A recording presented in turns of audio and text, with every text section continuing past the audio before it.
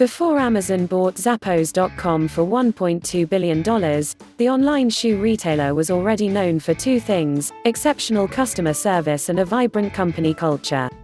As CEO Tony Hsieh once said, Zappos is a customer service company that just happens to sell shoes. Zappos empowers its call center staff to make emotional connections and to wow their customers in every interaction.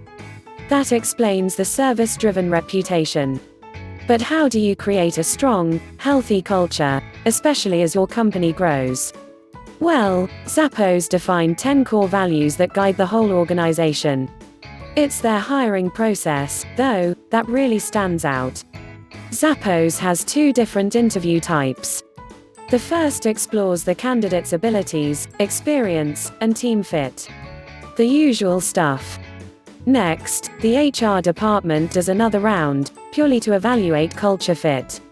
As Hsieh told Forbes back in 2010, you have to pass both interview types to get the job. We've rejected many talented people who we know would have made an immediate impact on our top or bottom line.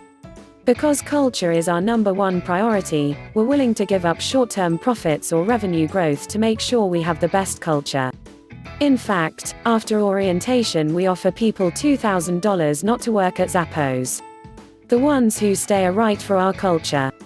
Also, when an applicant flies in for an interview, the company sends a shuttle to the airport. Zappos leaders will later ask the driver if the person was nice, or if they were rude or standoffish. No matter how talented the candidate, rude people never make the cut. Talk about living your culture and your values. As I've grown JotForm from a solo venture into a company with 110 employees, I've learned a lot about culture. I've made some mistakes, too.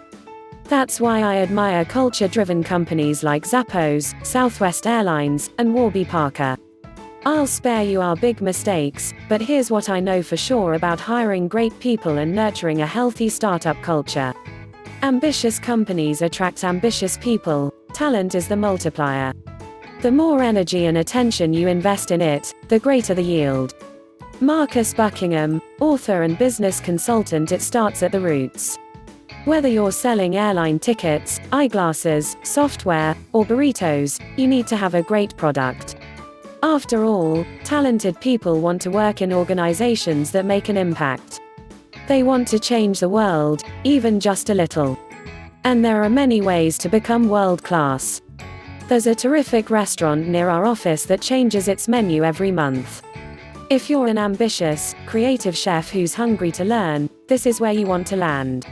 Even if you provide a boring product like a web forms, your approach could make it an amazing place to work. Take JotForm. Our 4 million users live in 192 different countries.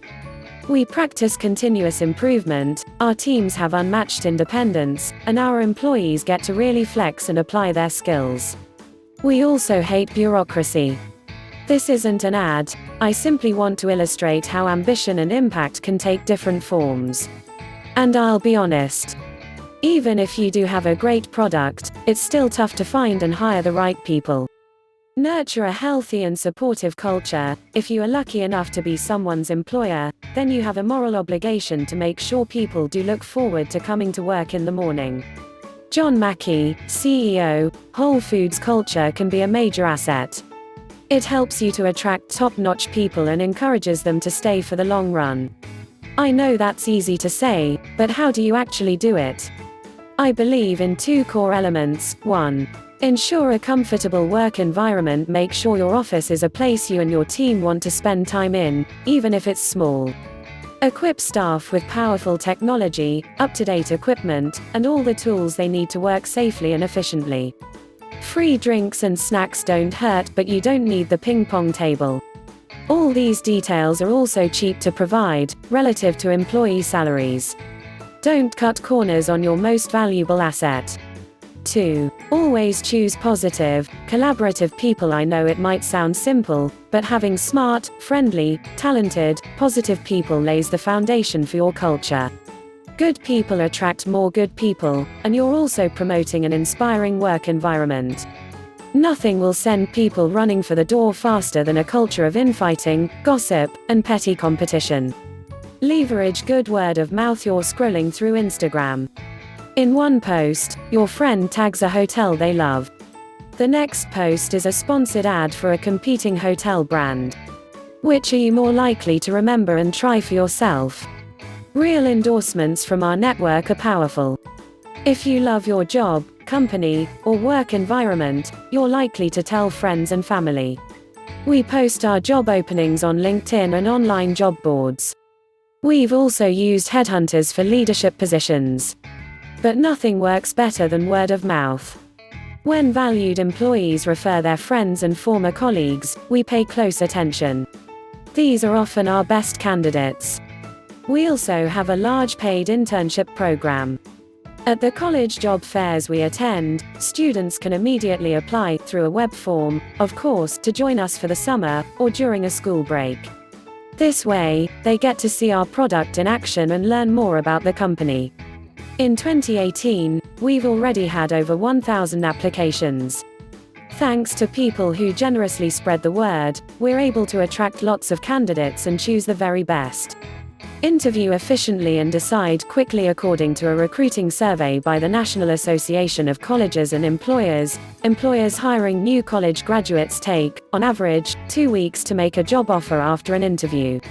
Beyond new graduates, author and HR expert Liz Ryan says companies should never take more than 3 to 4 business days to contact or share feedback with candidates after an interview. We do it the same day. Often, we call the candidate as they're walking to their car, right after the interview. If you don't move fast, there's a good chance someone else will snap up a great employee. Forget about waiting periods or outdated rules and do it your way. How is it possible to move so quickly? Well, we believe in having all the decision makers in the room. Everyone has the chance to observe and ask questions. After the interview, we have a 5-minute discussion. If it's a long debate, the person is probably not right. But a quick, easy consensus usually means that we've found a great fit. Hire for skills and knowledge. Knowledge and skills are not the same. Whatever position you're hiring for, ask the candidate to perform a hands-on task. Over the years, we've encountered both developers, who can't actually code, and dark horses who performed far beyond our expectations. It's equally important to talk with the applicant about their chosen field. Can you have an intelligent discussion? Do their ideas and arguments make sense? Sometimes, people speak in buzzwords but they don't have real knowledge. They've just memorized headlines and jargon. Ultimately, it's a matter of balance. Candidates need to have some real skills, and that level will vary by position, but the right person can also acquire what they're missing. The same goes for knowledge. Young employees will gain deeper expertise over time, but if they're truly interested in the topic, they will already have opinions about marketing or data science or design. One more note: watch for people with side projects. If a developer has their own app, for example, that's a great sign. It means they're ambitious and engaged. In different fields, this could also be a blog, a podcast, a passion for reading, participation in a professional group, or taking extra classes and workshops. Culture is always in motion. Leadership is absolutely about inspiring action, but it is also about guarding against misaction. Simon Sinek, author, speaker and marketing consultant. Company culture is like the infinity symbol, or the old chicken or the egg dilemma. Which comes first? Great people who establish a healthy culture, or a healthy culture that attracts great people? Answer: it doesn't matter. People talk about culture as a static entity, but it's constantly changing. Culture also has its own equilibrium. Sometimes it evolves for the better, and sometimes it needs to be nudged in a better direction. Internal culture is a topic that can easily fill entire books, but here are my top lessons. Culture changes as you grow. Our first 10 employees were men. That wasn't my intention.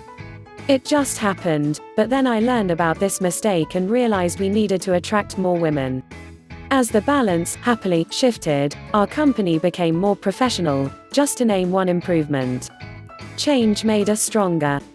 These are the kind of culture shifts that organizations should always embrace. People influence the culture. Let your staff contribute. Our small, cross-functional teams naturally develop their own cultures, and that's a good thing. They enrich our entire company and make more interesting and diverse place to work. Don't enable incongruent behavior. Just as Zappos measured candidates' humility and openness by talking to their shuttle drivers, it's important to weed out both people and actions that don't match your values. For example, we care deeply about our users and we take responsibility when they make mistakes. One day, we were watching a usability test, and an employee joked that the user was stupid. I realized that I had to immediately change the narrative, without publicly chastising the employee. I told the team that we should assume people are busy and overwhelmed. That's why our goal is to make a simple, incredibly easy to use product. If we had all laughed, other team members would have assumed that it's okay to mock our users, and that doesn't align with our values or our culture. A company's culture is the foundation for future innovation. An entrepreneur's job is to build the foundation. Brian Chesky, co-founder and CEO of Airbnb. While I've never offered someone thousands of dollars not to take a job, we do believe in humility and we reward learning. I'll also share a little secret. Every intern, whether they're studying programming, marketing, UI, design, or business, spends their first week answering customer support questions. Throughout this process, they are being rated, not just on their skills, but also on how they listen and treat our customers. Sometimes, they think support work is beneath them. That attitude overshadows their skills and their knowledge. And those interns will never have a seat in our company.